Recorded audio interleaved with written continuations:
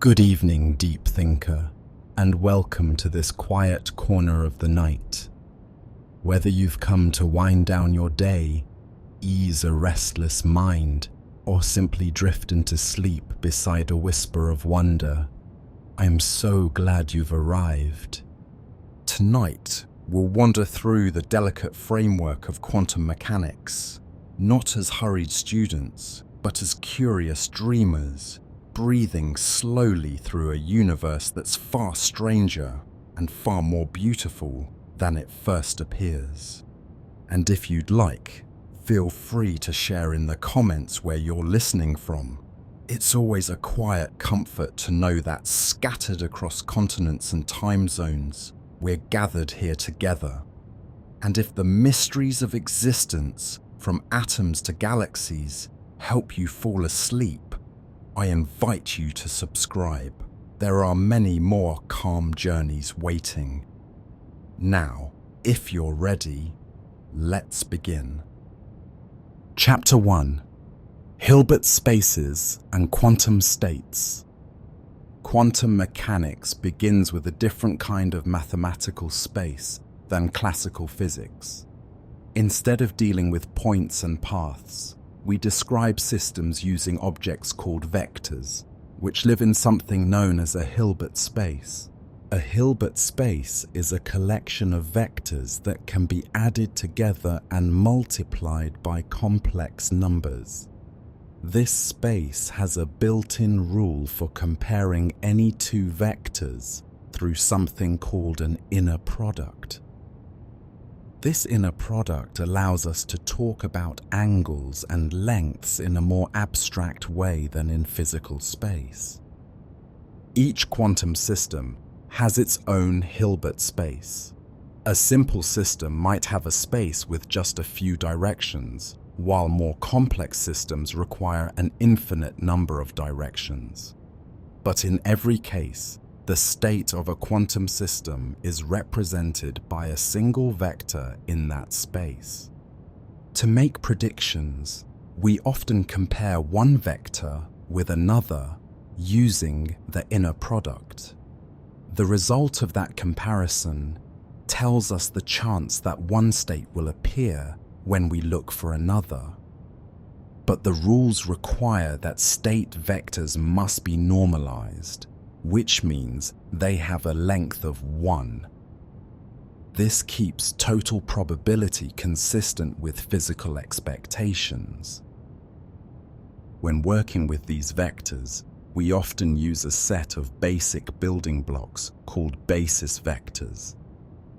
These basis vectors are special because they are all orthogonal to each other, and each has a length of 1. Any other vector in the space can be written as a combination of these building blocks. This structure is not just mathematical convenience. It reflects how nature behaves on very small scales. Instead of having one certain state, a quantum system can exist in a combination of many different possible states at once.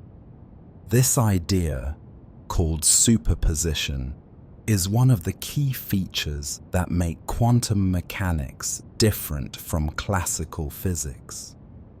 So in summary, a Hilbert space gives us the stage, and the vectors within it give us the players. These vectors hold the full description of quantum systems, and their structure is what makes quantum theory both powerful and precise. Chapter 2: The Postulates of Quantum Mechanics.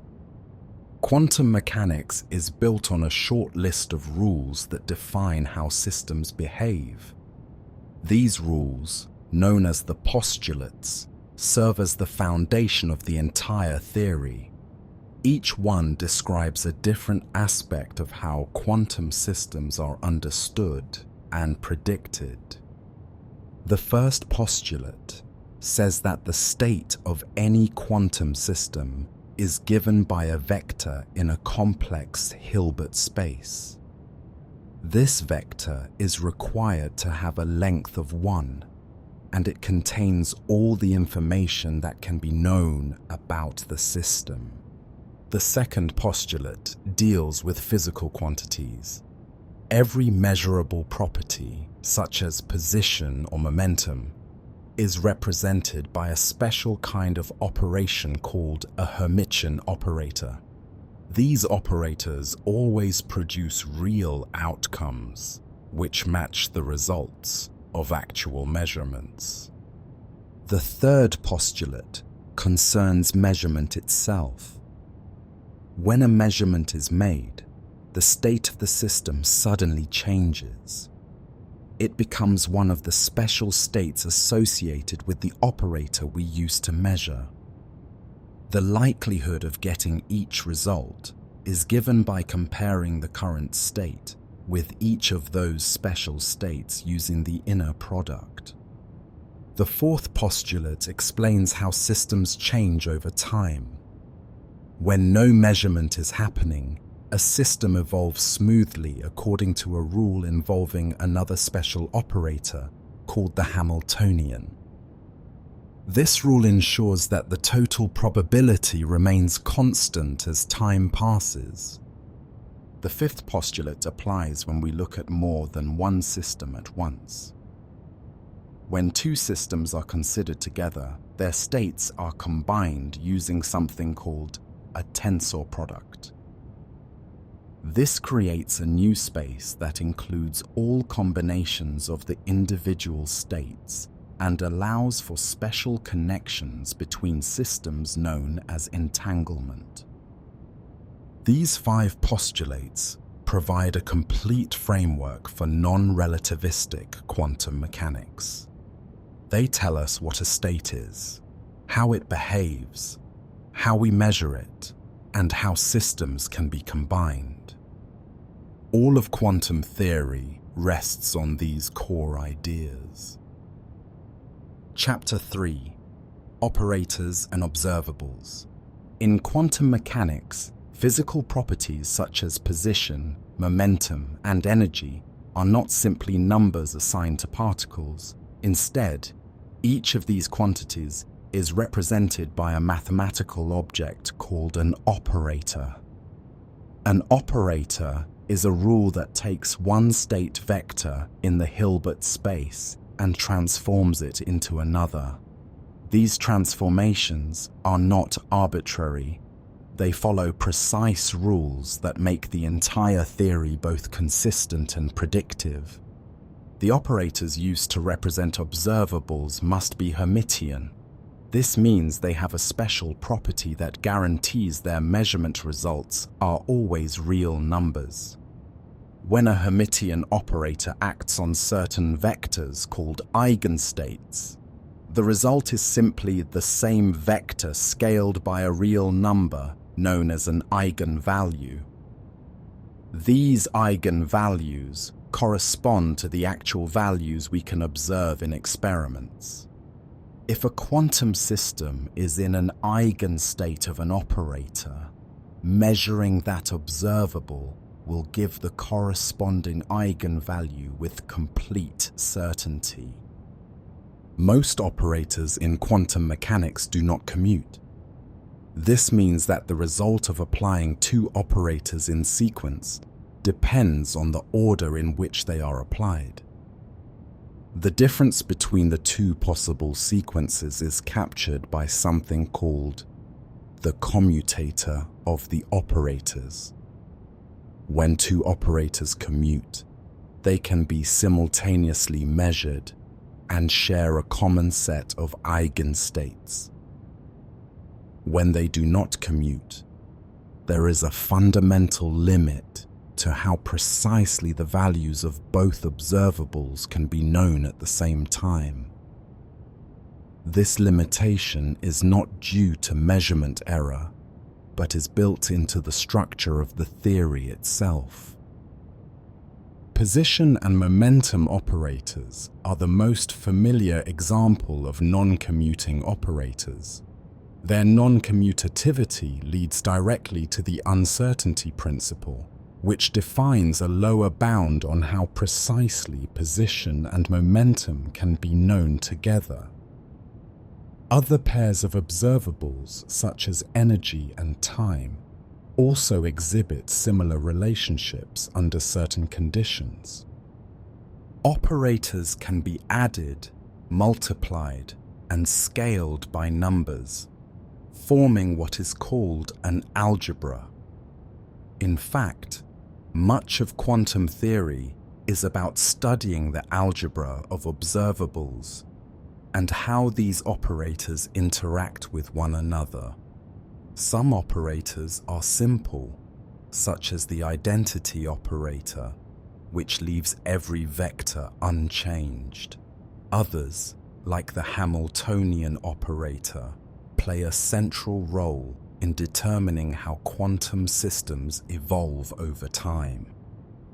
In systems with continuous variables, such as particles moving through space, the operators are often defined through calculus.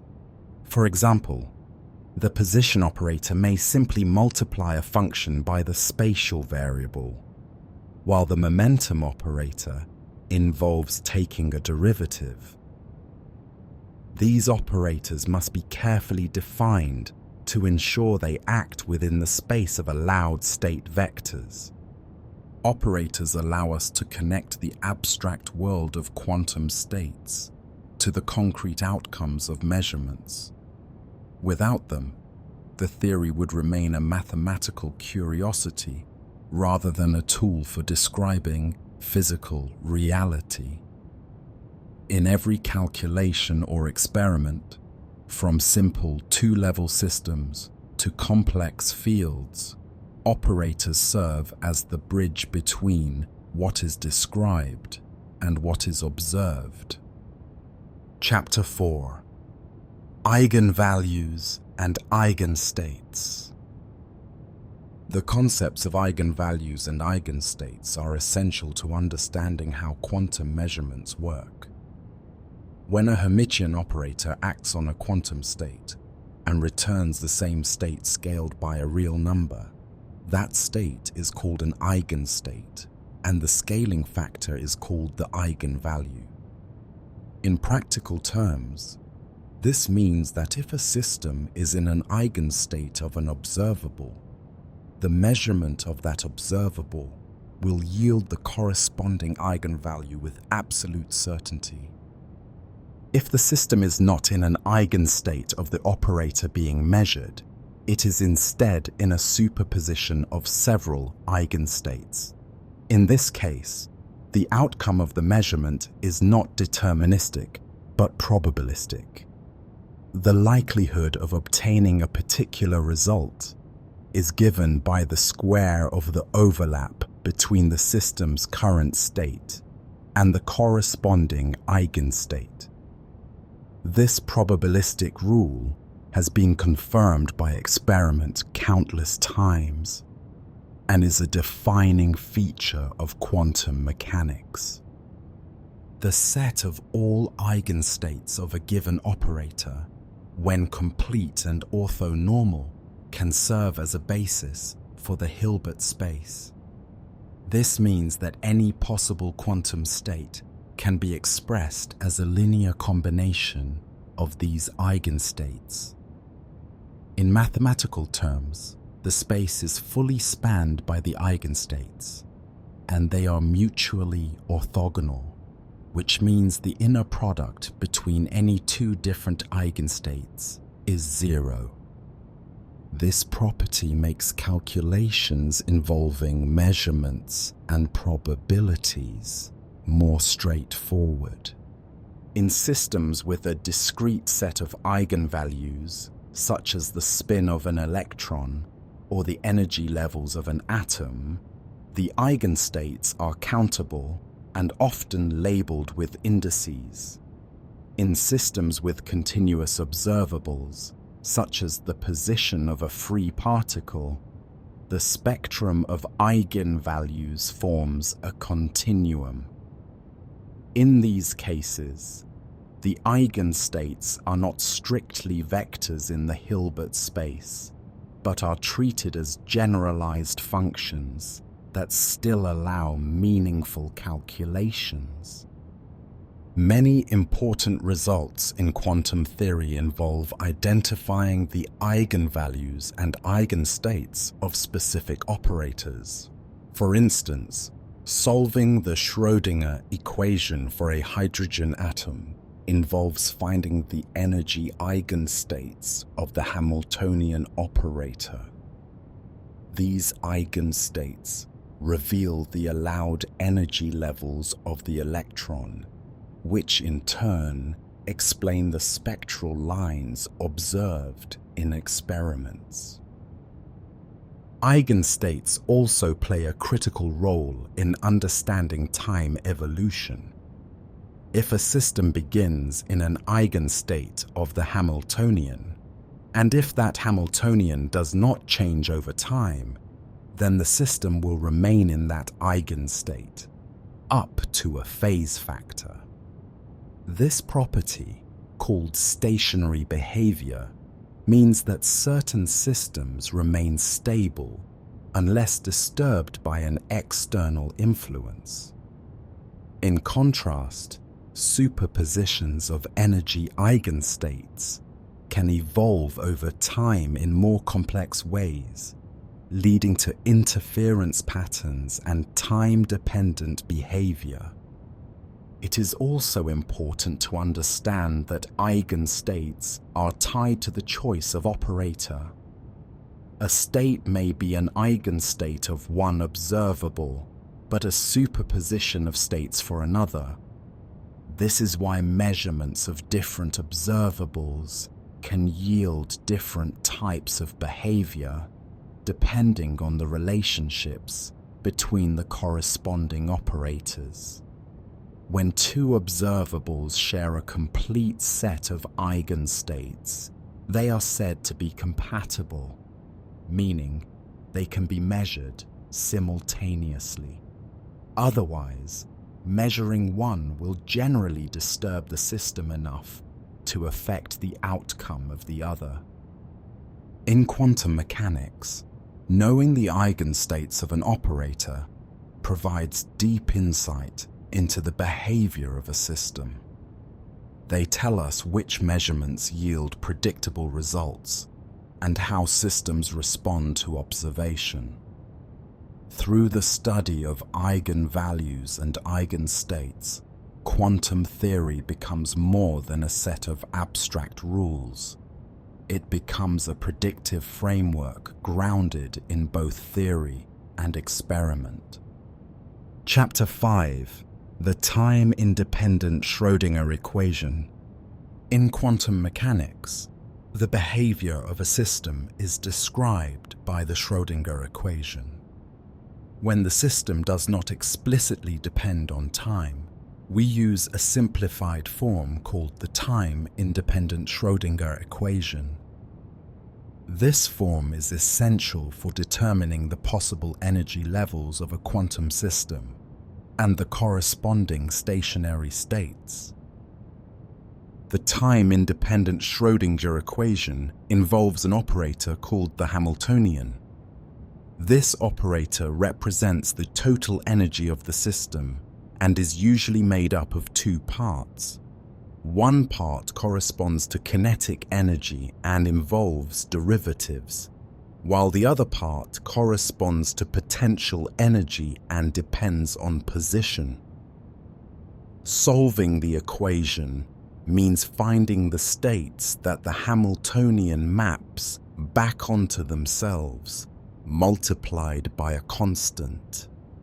These special states are called energy eigenstates, and the constants are the energy eigenvalues. These eigenvalues are not arbitrary. In many systems, only certain discrete values of energy are allowed. This is known as energy quantization. For example, in the case of a particle confined within a region of space with rigid boundaries, the allowed energy levels are fixed by the shape and size of the region.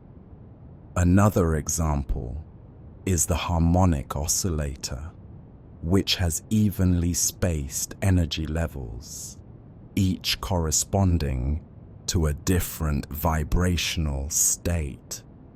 The time-independent Schrödinger equation is a linear equation.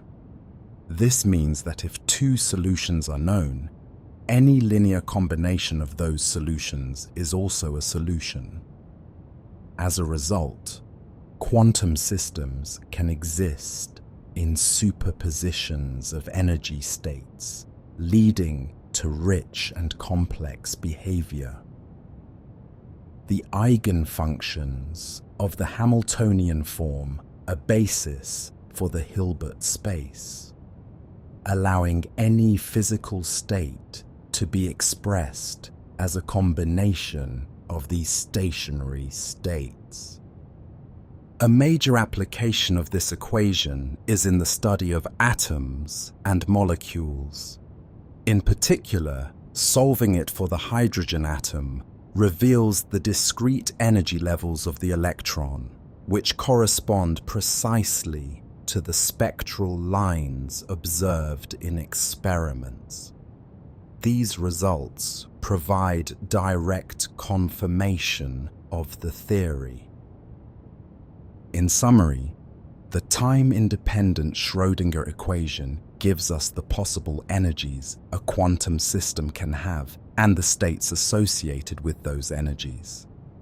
It forms the foundation for much of quantum theory, especially in systems that do not change over time. Chapter 6. The time-dependent Schrödinger equation. While the time-independent Schrödinger equation describes systems with fixed energy levels, the time-dependent Schrödinger equation is needed to understand how quantum states evolve over time. This form of the equation governs the continuous change in the state of a system and is essential for describing dynamic behavior. The equation includes the Hamiltonian operator, which represents the total energy and provides a rule for how the quantum state changes from one moment to the next. If the Hamiltonian does not vary with time, the solutions to the time-dependent equation can be built from the energy eigenstates found using the time-independent form. Each of these stationary states evolves over time by acquiring a phase that depends on the energy and the time elapsed. When a quantum system is in a superposition of multiple energy states, each component evolves with a different phase. These differences cause interference patterns that can lead to observable time-dependent phenomena. For instance, interference between components can result in oscillations in the probability of finding the system in a particular state at different times. The time-dependent Schrödinger equation is a linear and unitary differential equation. Linearity ensures that superpositions of solutions remain valid solutions, while unitarity ensures that the total probability is conserved over time. These two properties are central to the consistency and predictability of quantum theory. For systems where the Hamiltonian changes over time, the evolution of the system becomes more complex. Such time dependence can occur when external forces or fields act on the system, or when it interacts with another quantum system. In these cases, solutions often require approximations or numerical methods. Nonetheless, the basic structure of the time-dependent Schrödinger equation still applies. The evolution of the system can be described using a time evolution operator.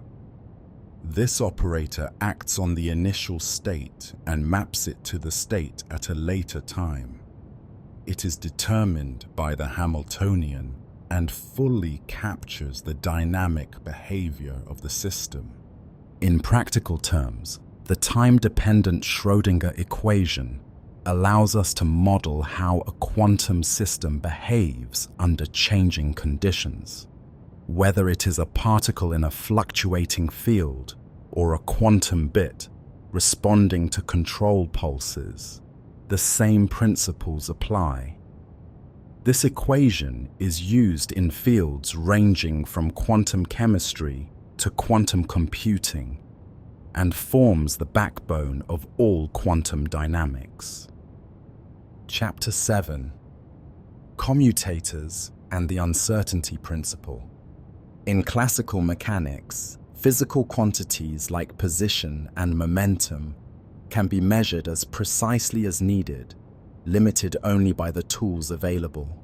In quantum mechanics, however, there is a fundamental limit built into the structure of the theory itself.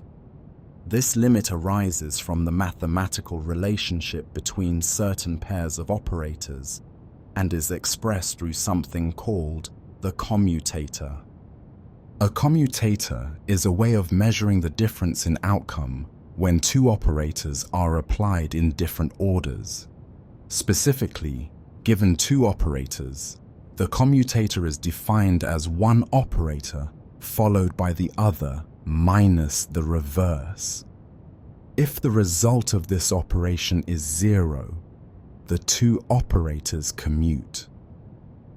This means they can be simultaneously measured with perfect precision, and they share a common set of eigenstates.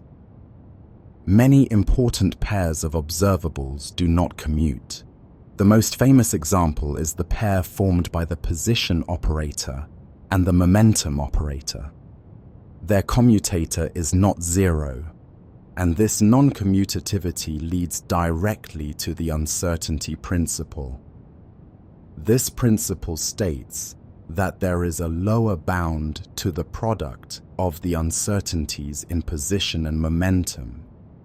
In other words, the more precisely we know one, the less precisely we can know the other.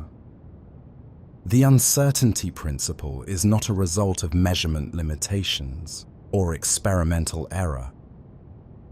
It is a reflection of the fundamental structure of reality as described by quantum theory. It emerges naturally from the mathematics of Hilbert spaces and the operator formalism. The principle also applies to other pairs of observables that do not commute, such as different components of angular momentum. The existence of this limitation has deep consequences. It means that certain classical ideas, like a particle having a definite path through space, no longer apply in the quantum domain. Instead, particles must be described in terms of probability distributions, and their behavior can only be predicted statistically. This departure from determinism is one of the key features of quantum theory. Mathematically, the uncertainty in a measurement is quantified by the standard deviation of the observable in a given state.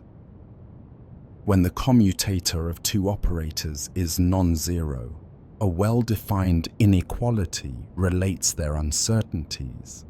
This inequality puts a hard limit on how sharply peaked both probability distributions can be at the same time. The uncertainty principle also plays an essential role in explaining the stability of matter. For example, it prevents electrons from collapsing into the nucleus of an atom, because doing so would require both position and momentum to be sharply defined, which is forbidden. The principle thus provides a quantum explanation for why atoms occupy space and maintain structure. Beyond its theoretical importance, the uncertainty principle has practical applications. In areas like quantum optics, quantum cryptography, and precision measurement, it defines what is and is not possible in the control and manipulation of quantum systems. It also guides the design of experiments and technologies that operate near the limits of measurement. The commutator formalism and the uncertainty principle are two sides of the same coin. One describes a mathematical relationship between operators. The other describes a physical limit on what we can know. Together, they reveal the non-classical logic of the quantum world and define the boundaries within which all quantum behavior takes place. Chapter 8: Quantum Harmonic Oscillator. The quantum harmonic oscillator is one of the most important and widely studied models in quantum mechanics. It represents a system where the potential energy increases quadratically with displacement from a central point. This model is useful not only because it approximates many real systems, such as vibrations in molecules, but also because it can be solved exactly and reveals fundamental features of quantum theory. In classical physics, a harmonic oscillator follows a sinusoidal motion determined by the balance between restoring force and inertia. In quantum mechanics, the system is described by a wave function, and the energy levels are found by solving the time-independent Schrödinger equation for a quadratic potential. The result is a set of discrete energy levels, each associated with a specific wave function. Unlike classical systems, the quantum harmonic oscillator does not allow the particle to have zero energy. Even in the lowest energy state, called the ground state, there is still some non-zero energy due to quantum fluctuations. This is known as zero-point energy. The wave function of the ground state is centered around the equilibrium position and has a Gaussian shape, meaning it is most likely to be found near the center, but has some probability of being found further away. The excited states of the oscillator are characterized by wave functions that include nodes or points where the probability of finding the particle is zero. The number of nodes increases with each higher energy level. These states are orthogonal and form a complete basis for the Hilbert space of the system. This means that any possible state of the oscillator can be expressed as a combination of these energy eigenstates. One of the most elegant ways to describe the quantum harmonic oscillator is through the use of creation and annihilation operators.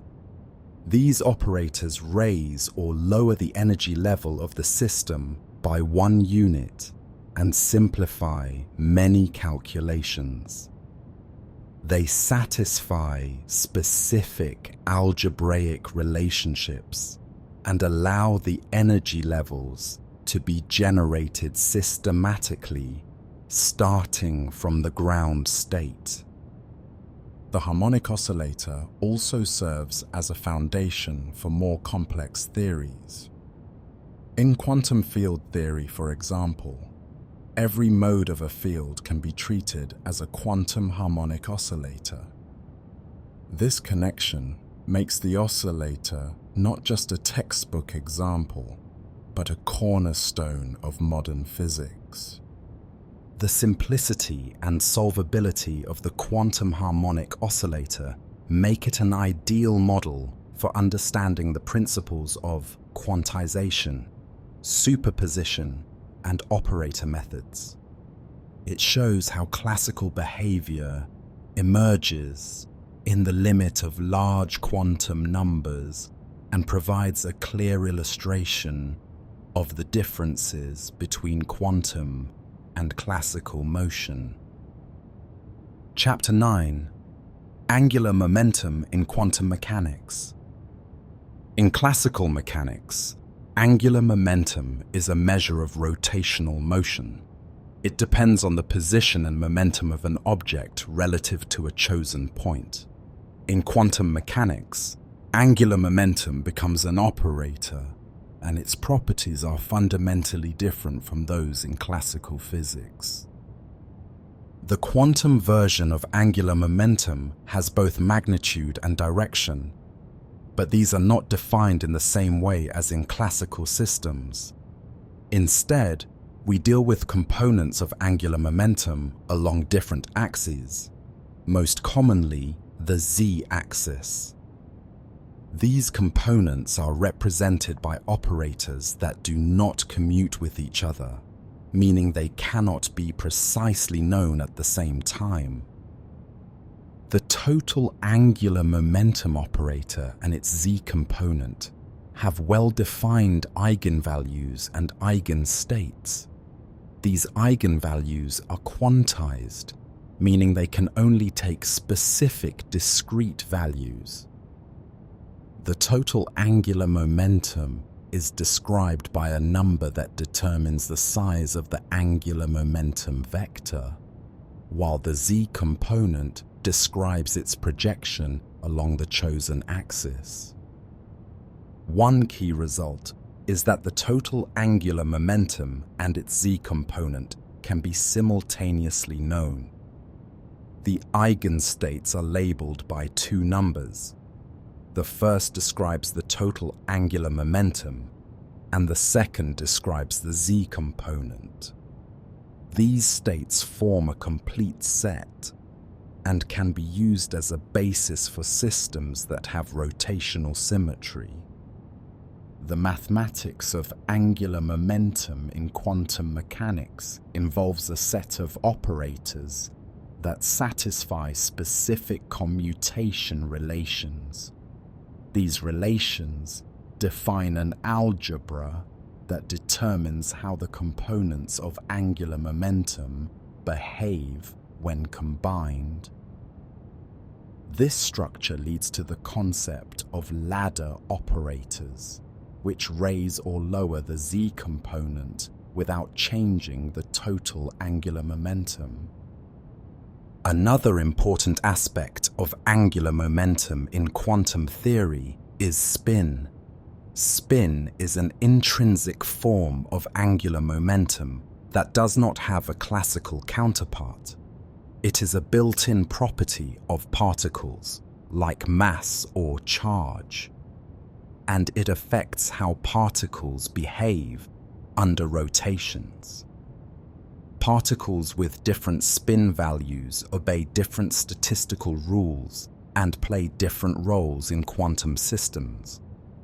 Spin operators obey the same algebra as orbital angular momentum operators, but their eigenvalues can take half-integer values in addition to integer values. This leads to the classification of particles into two main types. Particles with half-integer spin are called fermions and obey the Pauli exclusion principle. Particles with integer spin are called bosons and can occupy the same state as others of the same type. The addition of angular momenta is another key concept. When two systems with angular momentum are combined, their total angular momentum is not simply the sum of the individual values. Instead, the resulting values depend on the way the individual angular momenta interact. This leads to new eigenstates that are combinations of the original states, described using mathematical tools such as Lebesgue-Gordon coefficients. Angular momentum is central to many areas of quantum physics, including atomic structure, molecular bonding, and particle interactions. It determines selection rules in spectroscopy, explains fine structure in atomic spectra, and is crucial in understanding the behavior of particles in magnetic fields. Chapter 10: Spin and the Pauli exclusion principle. Spin is one of the most striking features of quantum particles. Unlike orbital angular momentum, which arises from motion through space, spin is an intrinsic property of particles. It has no classical equivalent and cannot be visualized as physical spinning, yet it behaves mathematically like angular momentum and plays a crucial role in the behavior of quantum systems. Each particle type has a specific spin value. For example, electrons, protons, and neutrons have spin equal to 1/2. This means that when you rotate such a particle by a full circle, its quantum state does not return to its original form, but instead changes sign. Only after a second full rotation does the state return to its initial value. This strange behavior is a direct consequence of the mathematical rules that govern quantum spin. The spin of a particle is represented by a vector operator with components that follow the same algebra as angular momentum. For a spin 1/2 particle, the spin operators act on a two-dimensional Hilbert space, meaning the particle has only two possible spin states. These are commonly referred to as spin up and spin down relative to a chosen axis. Measurements of spin along different directions do not commute. As a result, knowing the spin along one axis prevents precise knowledge of the spin along another. This leads to quantum uncertainty even for intrinsic properties like spin. Experiments such as the Stern-Gerlach experiment demonstrate this behavior clearly by showing discrete outcomes for measurements of spin direction. Spin is deeply connected to the statistics that particles obey. Particles with half-integer spin are subject to the Pauli exclusion principle, which states that no two identical fermions can occupy the same quantum state in a system. This principle explains a wide range of physical phenomena, including the structure of the periodic table, the stability of matter, and the behavior of electrons in atoms. Because of the exclusion principle, electrons in an atom fill available energy levels one by one, with only one electron allowed in each quantum state. This filling pattern determines the chemical properties of elements and leads to the formation of chemical bonds.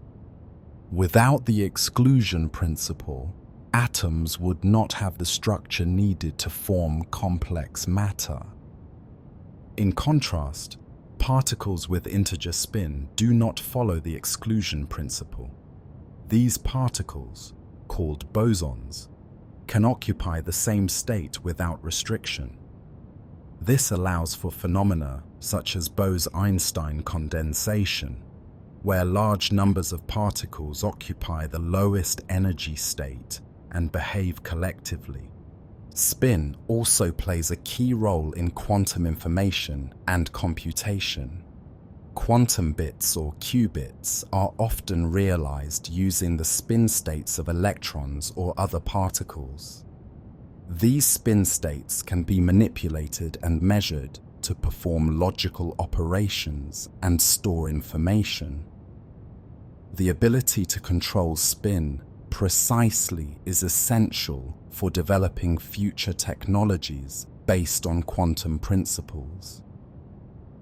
Overall, spin and the Pauli exclusion principle illustrate how quantum properties shape the structure and behavior of matter at all scales. From the arrangement of electrons in atoms to the behavior of stars, these principles define the rules that the universe follows at its most fundamental level. Chapter 11. The hydrogen atom. The hydrogen atom is the simplest atom in the universe, consisting of a single proton and a single electron. Despite its simplicity, it provides one of the most important and informative systems in quantum mechanics. Solving the Schrödinger equation for the hydrogen atom allows us to understand how electrons behave in atoms, and explains many features of atomic spectra observed in experiments. The electron in a hydrogen atom is bound to the proton by the electromagnetic force, which is described by a potential that decreases with increasing distance. This potential energy function is spherically symmetric, depending only on the distance between the proton and the electron.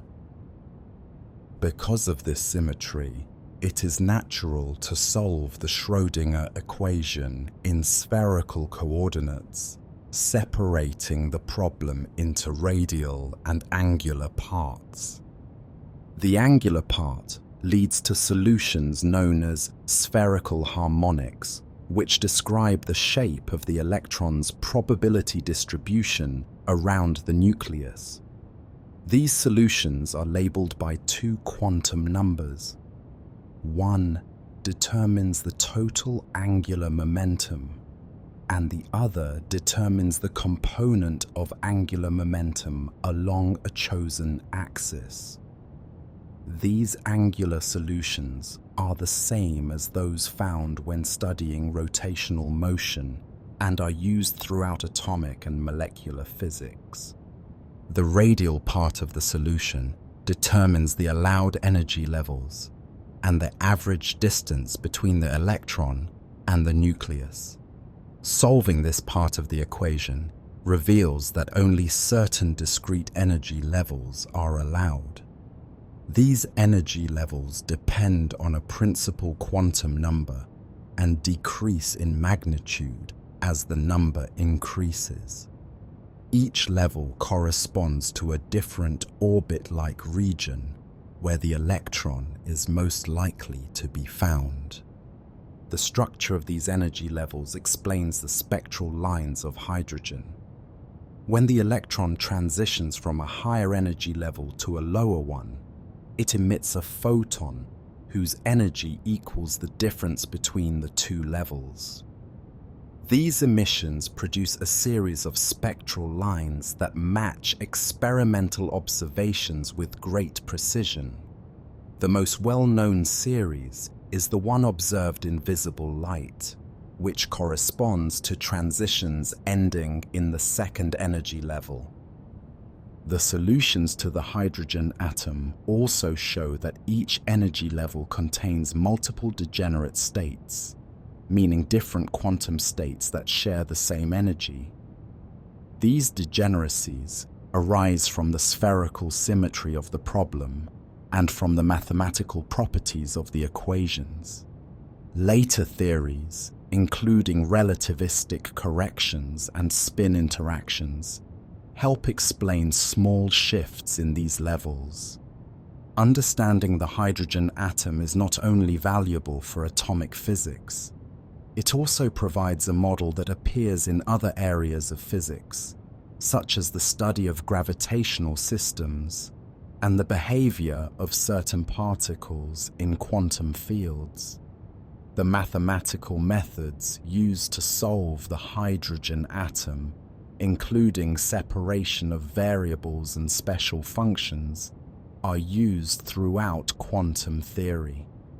Because of its solvability and its agreement with experimental data, The hydrogen atom remains a central example in quantum mechanics. It serves as the foundation for understanding more complex atoms and is often the first system studied in depth by students of the subject. Chapter 12: Perturbation Theory. In many quantum systems, the exact solution to the Schrödinger equation is either unknown or too complicated to obtain directly. In such cases, we often use approximation methods to gain insight into the behavior of the system. One of the most important and widely used of these methods is perturbation theory. Perturbation theory is based on the idea that we can start with a system whose solution is known exactly and then add a small change or perturbation to the Hamiltonian. This new Hamiltonian is close to the original but slightly different due to some additional potential or interaction. The goal is to determine how the energy levels and states of the system change due to this added term. The process begins by writing the total Hamiltonian as the sum of two parts. The first is the original or unperturbed Hamiltonian, which has known eigenvalues and eigenstates. The second is the perturbing Hamiltonian, which is assumed to be small. Using a series expansion, we then calculate corrections to the energy and state of the system order by order.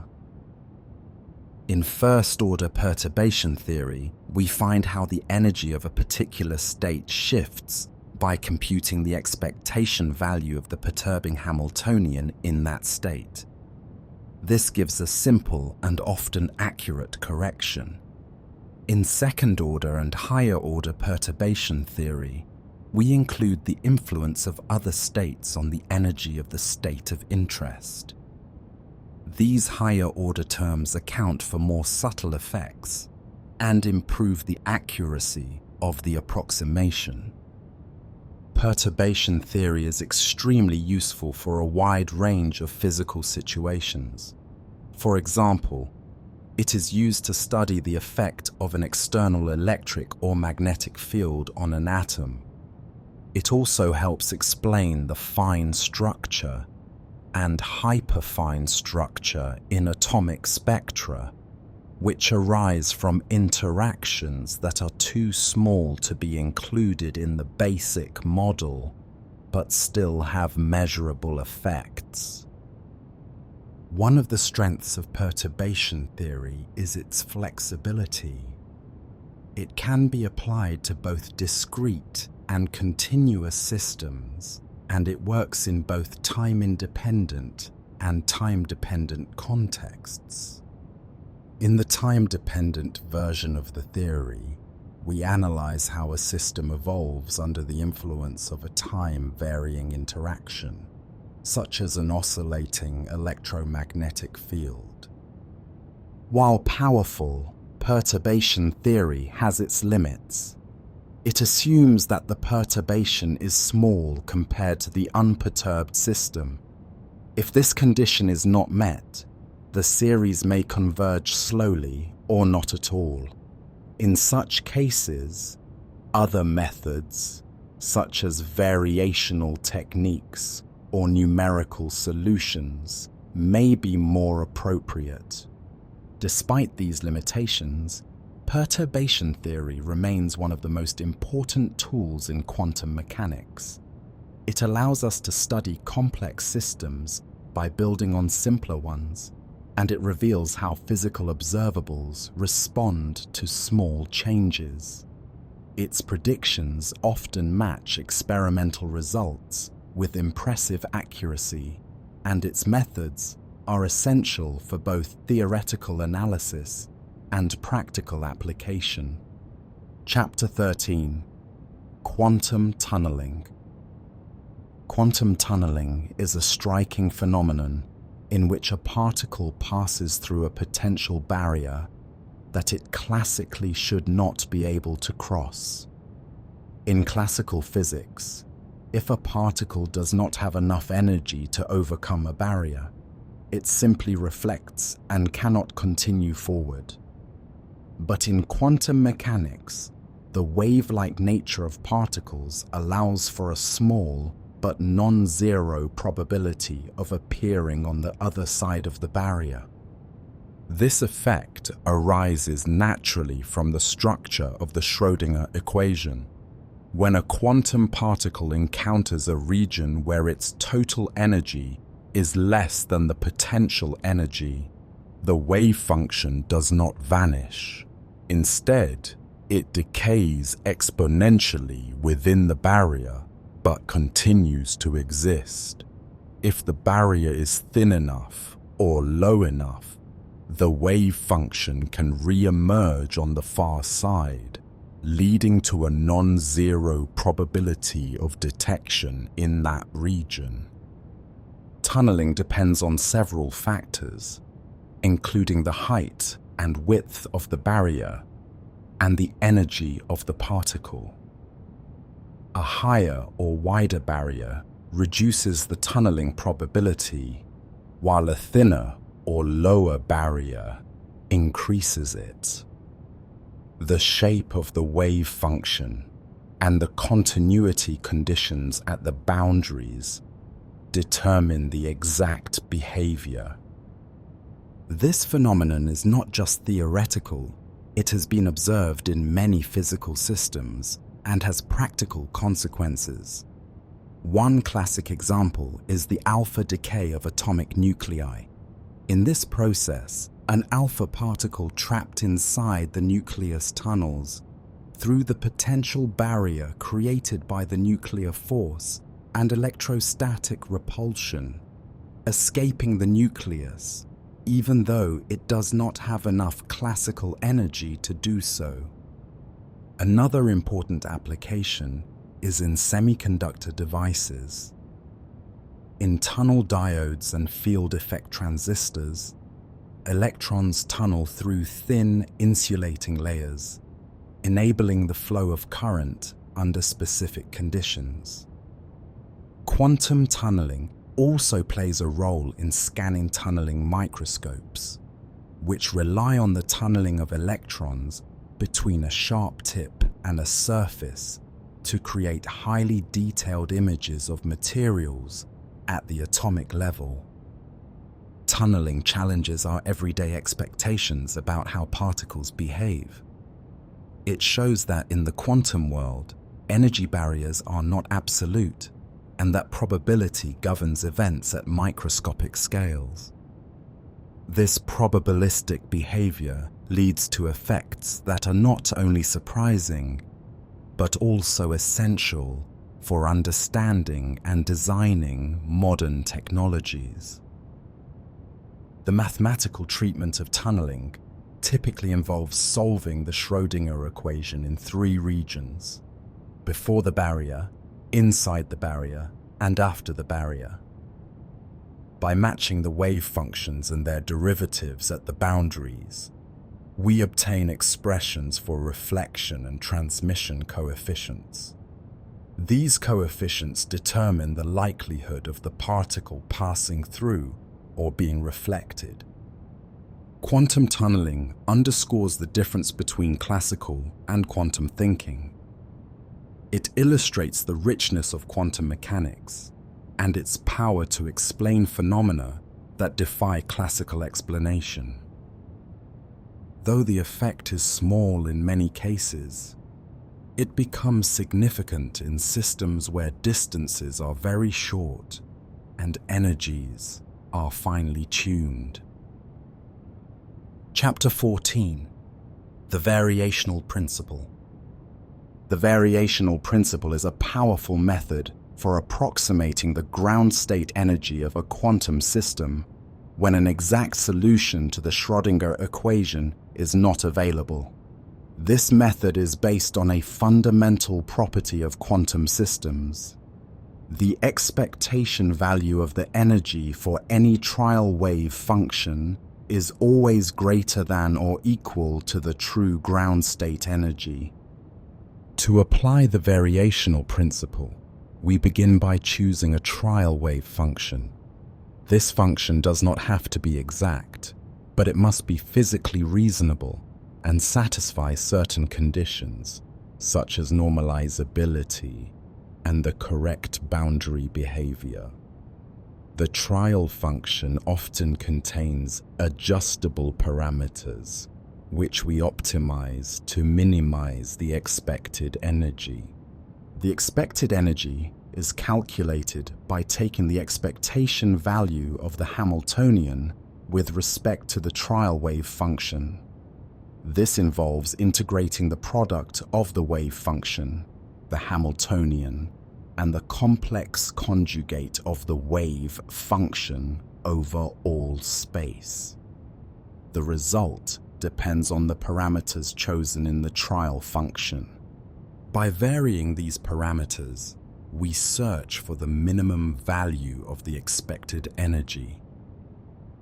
According to the variational principle, this minimum provides an upper bound on the true ground state energy.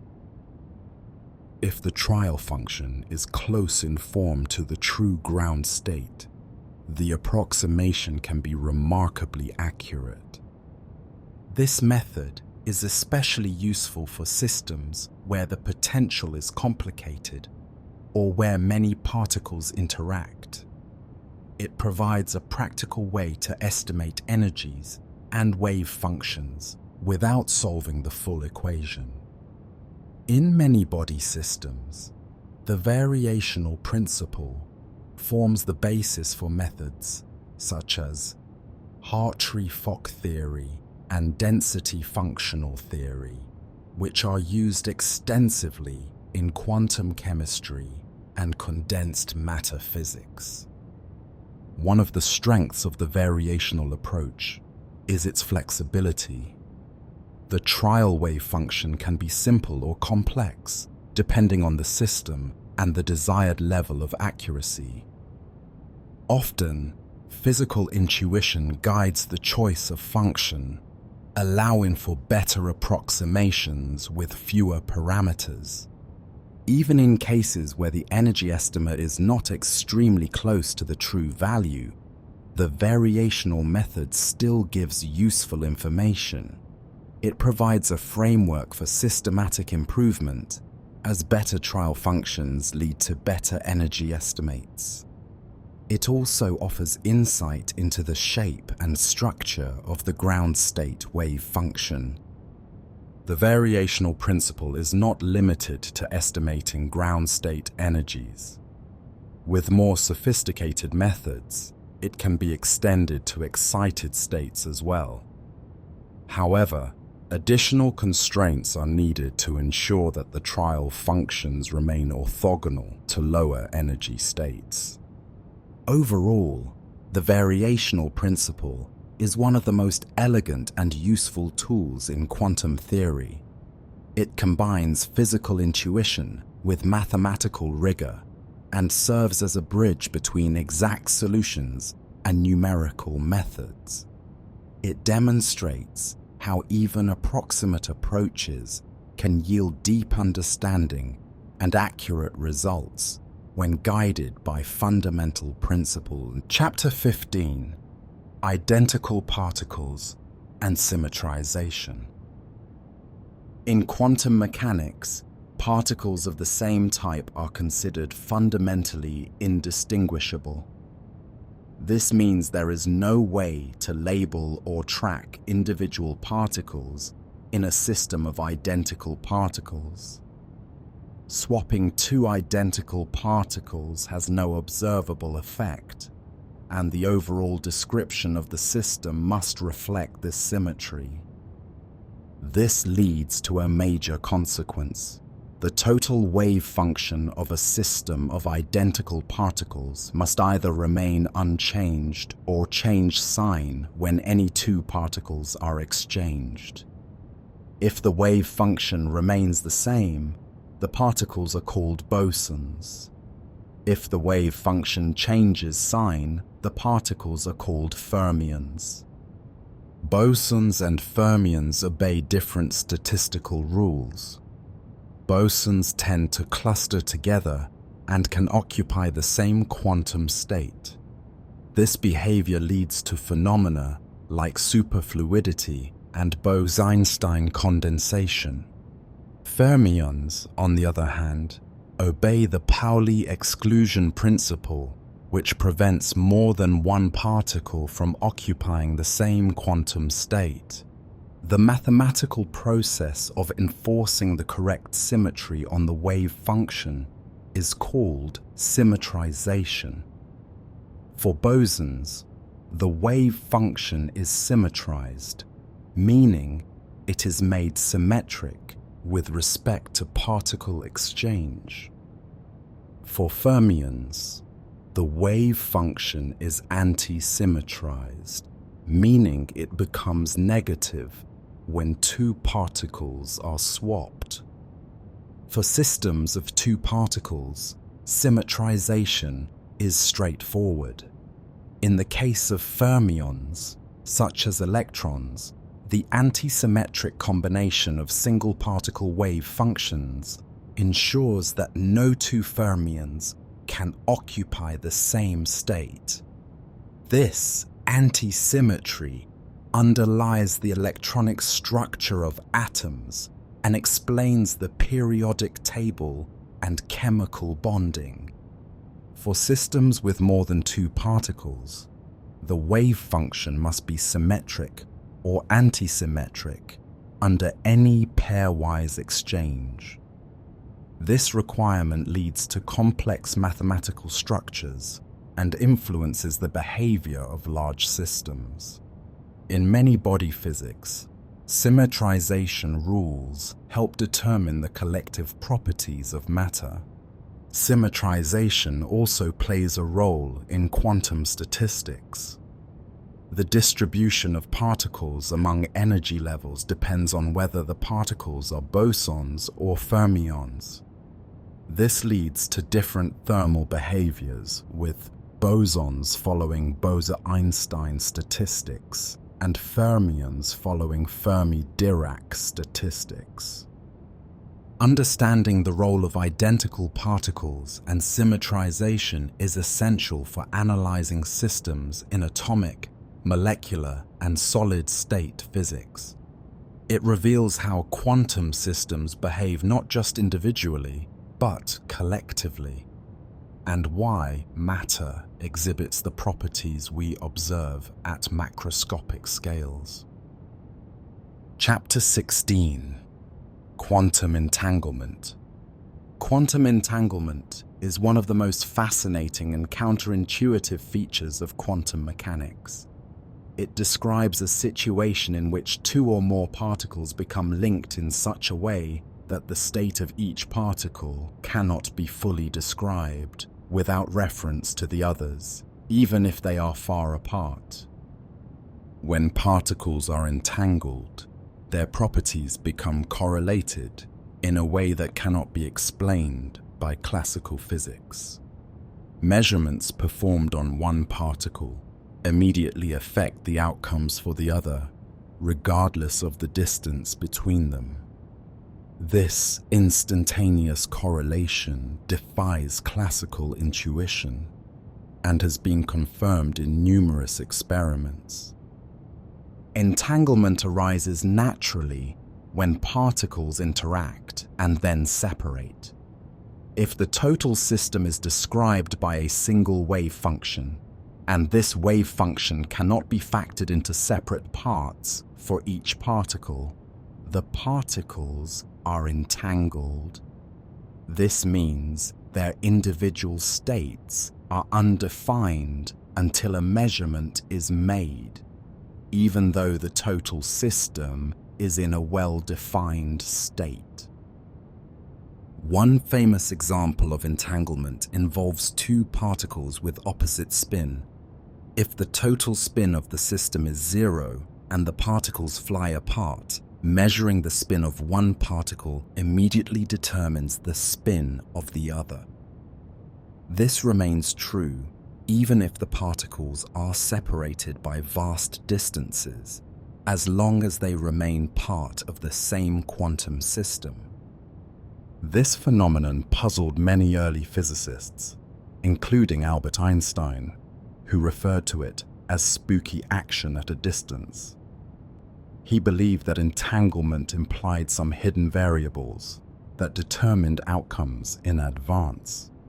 However, later developments, including Bell's theorem and its experimental tests, showed that no local hidden variable theory can explain the observed results. Entanglement is not just a curiosity.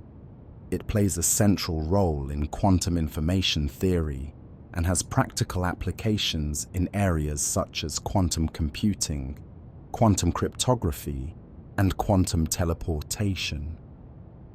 In these technologies, entangled particles are used to transmit information in ways that are impossible with classical systems.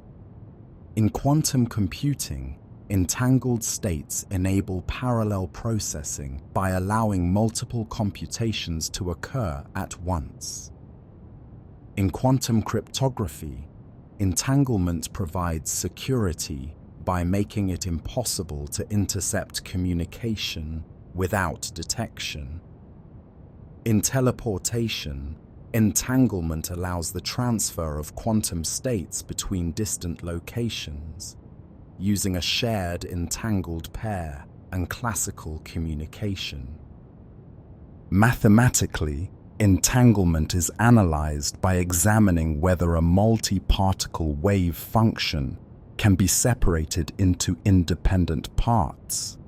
If it cannot, the system is entangled.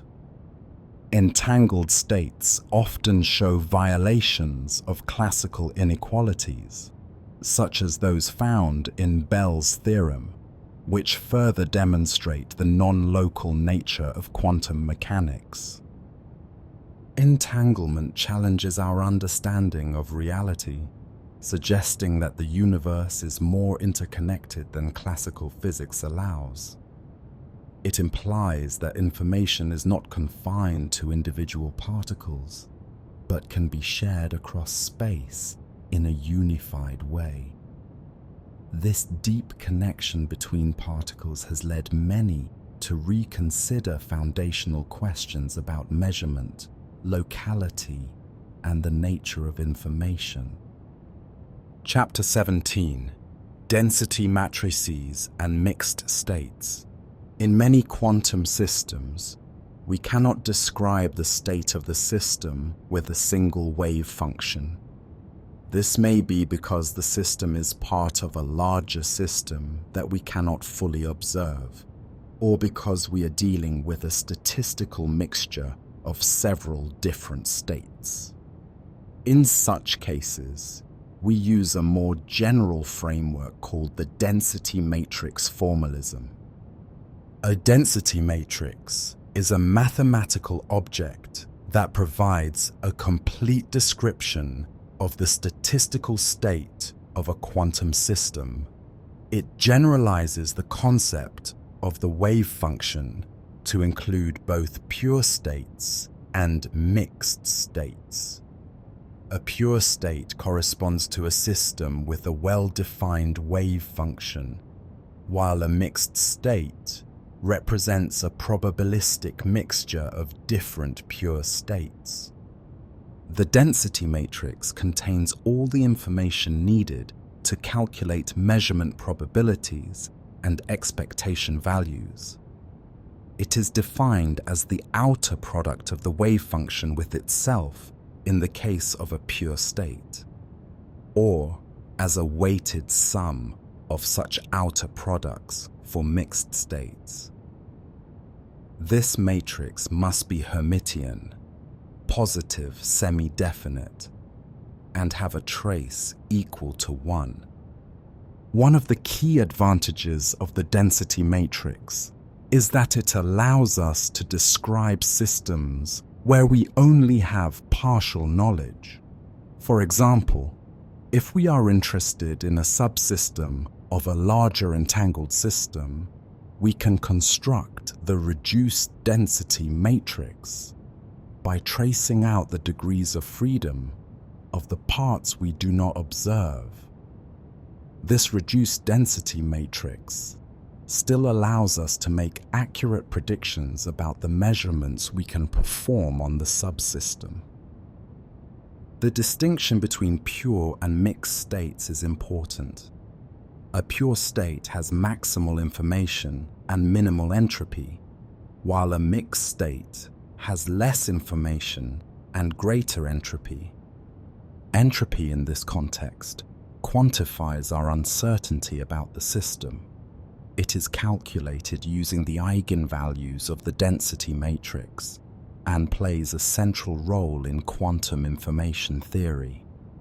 The density matrix formalism is essential in many areas of quantum mechanics, particularly in quantum statistical mechanics, quantum optics, and the study of open quantum systems. It provides a way to model interactions with the environment, which lead to decoherence and the loss of quantum coherence over time. In experiments, systems are often subject to noise, disturbances, or incomplete preparation.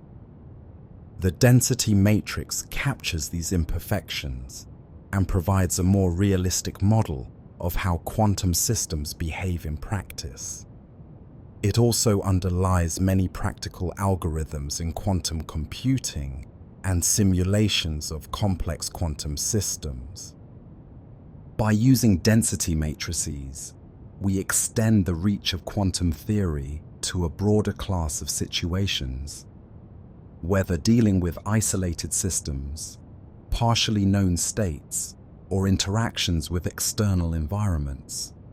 This formalism offers a consistent and powerful way to handle uncertainty and complexity in the quantum world. Chapter 18: Quantum Measurement and Wave Function Collapse. One of the most debated aspects of quantum mechanics is the nature of measurement. In the standard interpretation of the theory, the act of measurement plays a unique role by collapsing the wave function of a system into one of the possible eigenstates of the observable being measured. This process is known as wave function collapse. Before a measurement, a quantum system can exist in a superposition of multiple states. The wave function represents this superposition, and the squared magnitude of each component gives the probability of observing that outcome. When a measurement is performed, the wave function appears to reduce to a single component, corresponding to the observed value.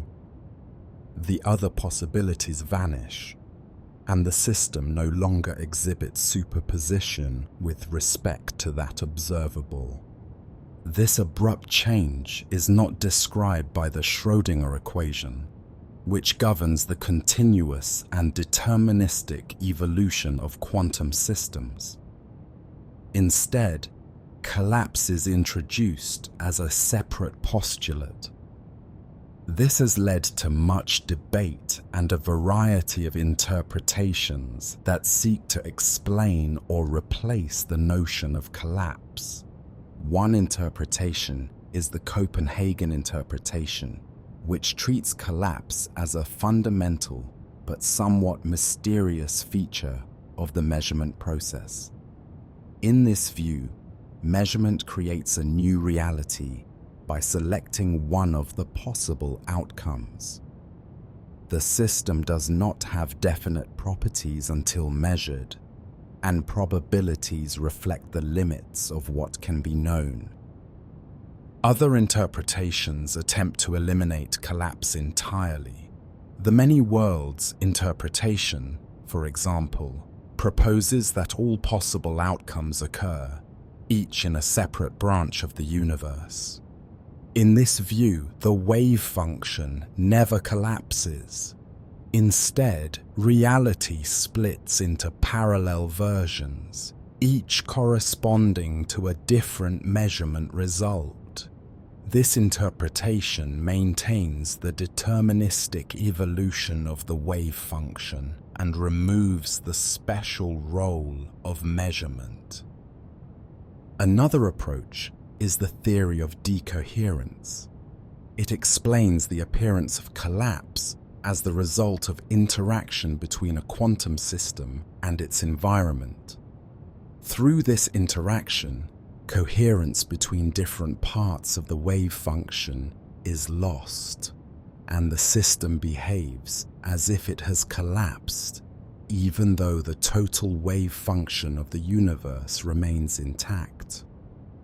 Decoherence provides a mechanism for the emergence of classical behavior from quantum rules. Despite these different views, the standard formalism of quantum mechanics provides clear rules for calculating probabilities and predicting outcomes. The collapse postulate remains a practical tool, even if its interpretation is debated. Measurements are modeled by projecting the state onto the eigenbasis of the observable and renormalizing the result. The concept of measurement also raises philosophical questions about the role of the observer, the nature of reality, and the limits of knowledge. It challenges the classical idea of an objective world independent of observation and suggests that observation plays an active role in shaping physical outcomes. In experimental practice, measurement is a process involving interaction between the system and a measuring device, followed by amplification and registration of a definite outcome. This outcome is treated as classical information, even though it emerges from a quantum event.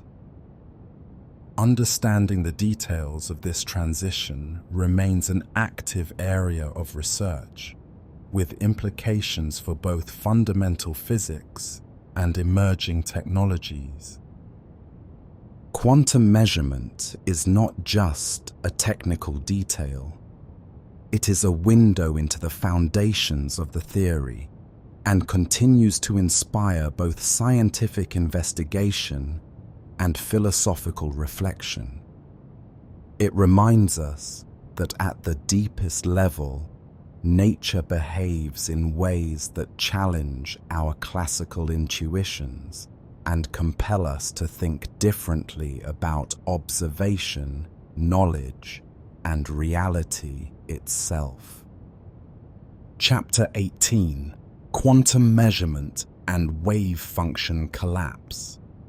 One of the most debated aspects of quantum mechanics is the nature of measurement. In the standard interpretation of the theory, the act of measurement plays a unique role by collapsing the wave function of a system into one of the possible eigenstates of the observable being measured. This process is known as wave function collapse. Before a measurement, a quantum system can exist in a superposition of multiple states. The wave function represents this superposition, and the squared magnitude of each component gives the probability of observing that outcome. When a measurement is performed, the wave function appears to reduce to a single component, corresponding to the observed value. The other possibilities vanish, and the system no longer exhibits superposition with respect to that observable. This abrupt change is not described by the Schrödinger equation, which governs the continuous and deterministic evolution of quantum systems. Instead, collapse is introduced as a separate postulate. This has led to much debate and a variety of interpretations that seek to explain or replace the notion of collapse. One interpretation is the Copenhagen interpretation, which treats collapse as a fundamental but somewhat mysterious feature of the measurement process. In this view, measurement creates a new reality by selecting one of the possible outcomes. The system does not have definite properties until measured, and probabilities reflect the limits of what can be known. Other interpretations attempt to eliminate collapse entirely. The many worlds interpretation, for example, proposes that all possible outcomes occur, each in a separate branch of the universe. In this view, the wave function never collapses. Instead, reality splits into parallel versions, each corresponding to a different measurement result. This interpretation maintains the deterministic evolution of the wave function and removes the special role of measurement. Another approach is the theory of decoherence. It explains the appearance of collapse as the result of interaction between a quantum system and its environment. Through this interaction, coherence between different parts of the wave function is lost, and the system behaves as if it has collapsed, even though the total wave function of the universe remains intact. Decoherence provides a mechanism for the emergence of classical behavior from quantum rules.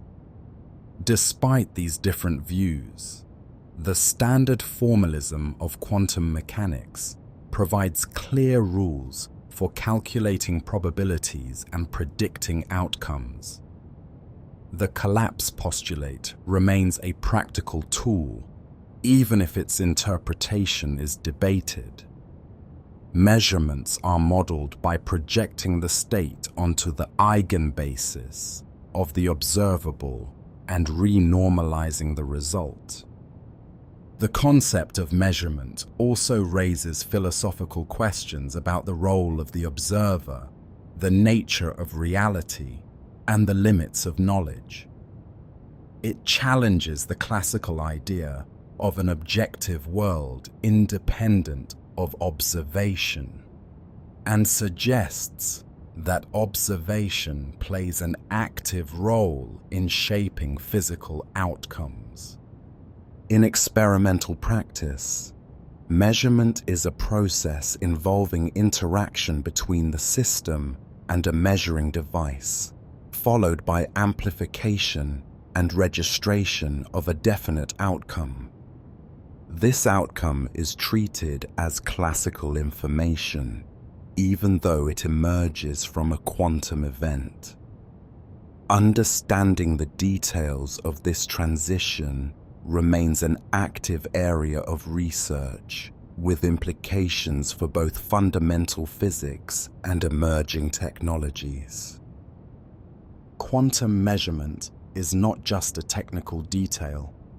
It is a window into the foundations of the theory and continues to inspire both scientific investigation and philosophical reflection. It reminds us that at the deepest level, nature behaves in ways that challenge our classical intuitions and compel us to think differently about observation, knowledge, and reality itself. Let me know when you're ready for chapter 19. You said 19 and 20. Fall asleep. To Videomaker said, here are chapters 19 and 20, concluding the series with the same structure and tone. Chapter 19, Decoherence and the Emergence of Classicality. One of the long-standing puzzles in quantum mechanics is how the classical world we observe arises from underlying quantum laws. At the microscopic level, particles behave according to the rules of superposition, entanglement, and non-commutativity. Yet at the macroscopic level, objects appear to follow classical trajectories and possess definite properties. The theory of decoherence provides a powerful framework for understanding this transition. Decoherence describes the process by which quantum systems lose their coherent behavior due to interactions with the surrounding environment. When a quantum system becomes entangled with many degrees of freedom in its environment, the delicate phase relationships that characterize superposition states become scrambled. As a result, interference between components of the wave function disappears, and the system appears to collapse into a definite state. This process does not involve an actual collapse of the wave function. Instead, it leads to an effective loss of coherence in the system's reduced density matrix. From the point of view of an observer who does not have access to the full environment, the system behaves as though it has transitioned from a quantum superposition to a classical probabilistic mixture. Decoherence explains why macroscopic superpositions are not observed in practice. Although the underlying quantum laws remain unchanged, the rapid entanglement with the environment suppresses interference effects on very short timescales. This makes it extremely difficult to observe coherent superpositions in large systems. Even a small interaction with thermal radiation, air molecules, or other nearby particles is sufficient to cause decoherence. The environments that cause decoherence are diverse. They include photons, phonons, other particles, and any other degrees of freedom that interact with the system. In most cases, the number of these interactions is enormous, and their combined effect leads to the appearance of classical behavior. One important consequence of decoherence is the emergence of preferred states, known as pointer states. These are the states that remain most stable under interaction with the environment. Pointer states are typically localized in position or energy and form the basis of classical observations. They are robust against decoherence and correspond to the outcomes we actually observe in measurements. Decoherence does not solve all the conceptual issues related to measurement and collapse. It does not select a single outcome from a superposition, nor does it explain the subjective experience of a unique result. However, it provides a compelling explanation for the apparent disappearance of quantum effects at the macroscopic scale and shows how classical probabilities emerge from quantum amplitudes. The theory of decoherence has practical applications in quantum technologies. In quantum computing, for instance, maintaining coherence is essential for reliable operation. Understanding and mitigating decoherence is a major challenge in building scalable quantum devices. It also plays a role in quantum control, quantum error correction, and the design of quantum experiments. Decoherence bridges the gap between quantum and classical descriptions. It reveals how the classical world emerges from the quantum foundation and reshapes our understanding of the boundary between these two realms. Rather than being a separate layer of reality, classicality is now seen as an effective description that arises under specific conditions from a deeper quantum framework. Chapter 20: Interpretations of Quantum Mechanics. Quantum mechanics is one of the most successful scientific theories ever developed. It makes accurate predictions across a wide range of phenomena and underlies much of modern technology. Yet, despite its success, there remains no consensus on how to interpret the theory. Different interpretations offer distinct views about what quantum mechanics tells us about the nature of reality. The standard or Copenhagen interpretation treats the wave function as a complete description of the system. It holds that physical properties do not have definite values until they are measured. Measurement collapses the wave function, selecting one outcome from among the possibilities.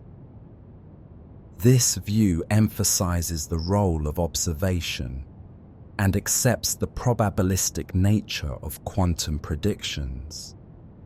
The many worlds interpretation takes a very different approach. It denies that wave function collapse ever occurs. Instead, all possible outcomes of a quantum measurement actually happen, each in a different branch of a constantly splitting universe. According to this view, reality is composed of a vast and ever-growing tree of parallel worlds, all equally real but inaccessible to each other after branching. Another interpretation is the pilot wave theory, also known as the de Broglie-Bohm interpretation. This view restores determinism by introducing hidden variables that guide particles along well-defined trajectories. The wave function still evolves according to the Schrödinger equation, but it acts as a guiding field rather than a complete description. Measurements reveal pre-existing properties, not probabilistic outcomes. There is also the objective collapse interpretation, which modifies the standard theory by introducing spontaneous collapses of the wave function. These collapses occur randomly, but with a well-defined probability, and they prevent superpositions from persisting indefinitely.